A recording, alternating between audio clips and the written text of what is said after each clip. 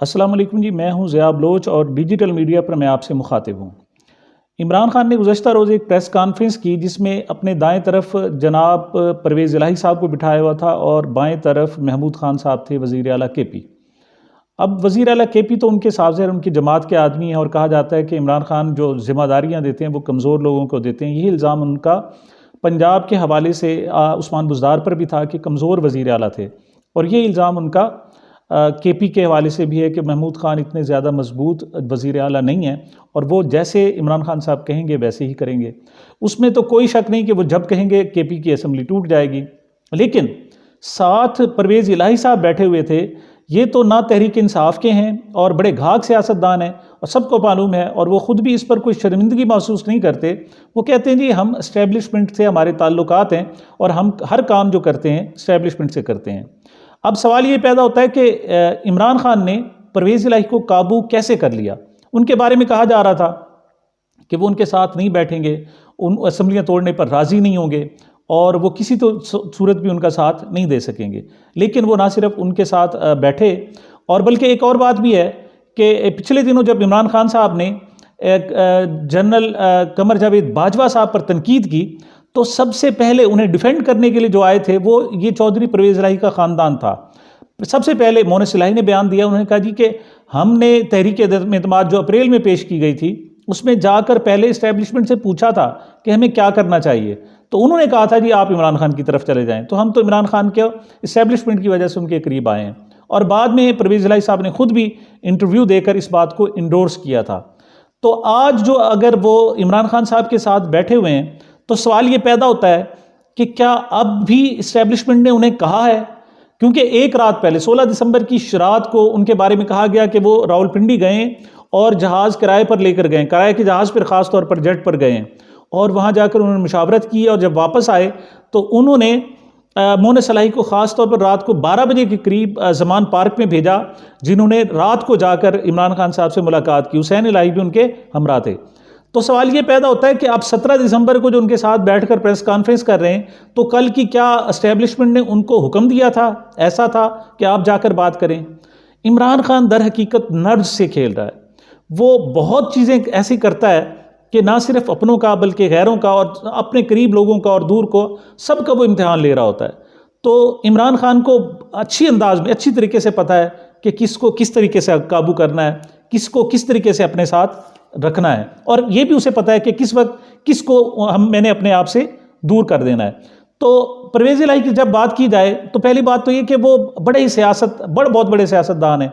अगरचे वो इस वक्त इमरान खान साहब के पीछे हैं, लेकिन यही परवेज़ इलाही साहब थे कि जिन्होंने अप्रैल में बाकायदा बयान दिया था कि जनाब ये इमरान खान तो सियासतदान ही नहीं है, इन्हें तो कुछ आता ही नहीं है, और इसकी तो जनाब फ़ौज नेपियाँ तब्दील, मतलब नेपियाँ तब्दील करने वाला जो बयान था वो शायद ही पाकिस्तान की सियासी तारीख़ में इतना याद रखा जा रहा हो और इतना सख्त बयान हो, और जिसने बिल्कुल एक्सप्लेन किया, और इमरान खान साहब के पास कोई चारा ही नहीं था।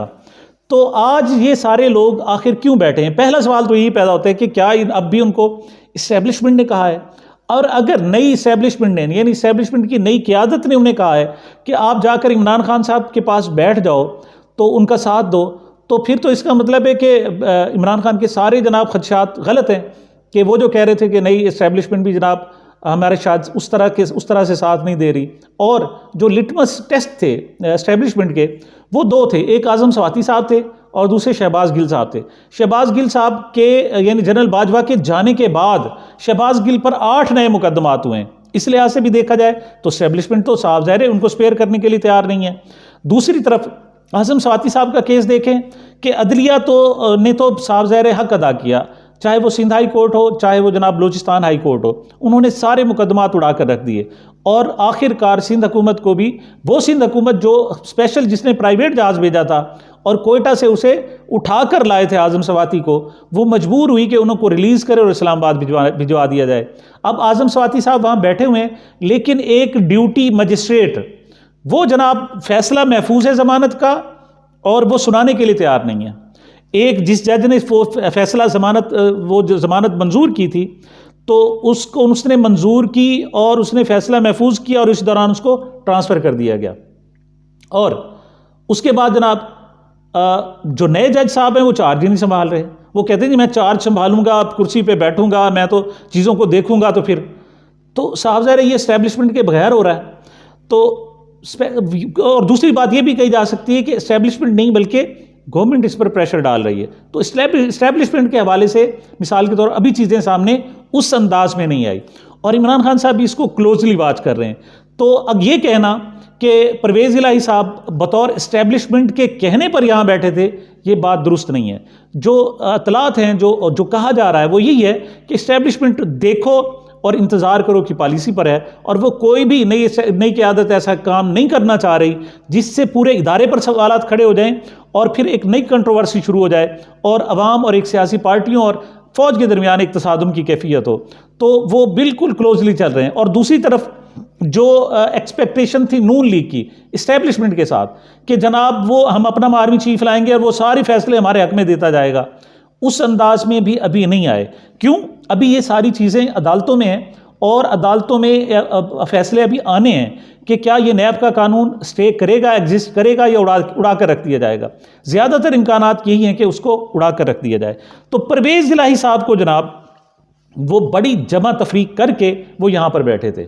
उन्हें अपने सियासी कद काठ का भी अंदाज़ा है, उन्हें अपनी सियासी मूव का भी अंदाज़ा है। उनके लिए बड़ा आसान है कि अगर वो इमरान खान असम्बलियाँ तोड़ने के लिए कहते हैं तो वो जनाब नून लीग के साथ चले जाएं और नून लीग भी इस वक्त उनकी बात मानने के लिए तैयार होगी। जिस तरह इमरान खान साहब परवेज़ इलाही साहब की बात मानकर सिर्फ 10 वोट होने के बावजूद उनको वजारत आला पेश कर दी थी, तो इस वक्त नून लीग भी यकीनन तैयार होगी। वो नहीं चाहेगी कि जो इस वक्त फौरी इलेक्शन में जाना पड़े और असम्बलियाँ तहलील हो जाएं। और सिर्फ KP की असम्बली तहलील होती है तो साहब उससे इतना ज़्यादा फ़र्क नहीं पड़ेगा। तो पंजाब जो है वो चूँकि 60% ऑफ द टोटल पॉपुलेशन जो है ना वो शो करता है और ज़ाहिर करता है, तो इस वजह से इस पंजाब को कंट्रोल करना बहुत ज़रूरी है। तो परवेज़ इलाही साहब वहाँ जा भी सकते हैं लेकिन वो नहीं जा रहे। उसकी वजह यह है कि उन्हें नज़र आ रहा है कि ये वक्ती फ़ायदा होगा। वो अपने इक़्तिदार को ज़्यादा से ज़्यादा 8 महीने तक, 7 महीने तक, 9 महीने तक रख सकेंगे, इसके बाद नहीं होगा। और इन फ्यूचर जो उन्हें जनाब कुछ मिलना है नून लीग से, मैं ये नहीं कहता कि क्या पढ़ना है, बहरहाल जो उन्हें वहाँ से मिलना है वो भी उन्हें अंदाज़ा है। और जब किसी को ब्लैकमेल करके आप किसी के साथ जाते हैं तो उतना कुछ होता है जो आप वसूल कर चुके होते हैं।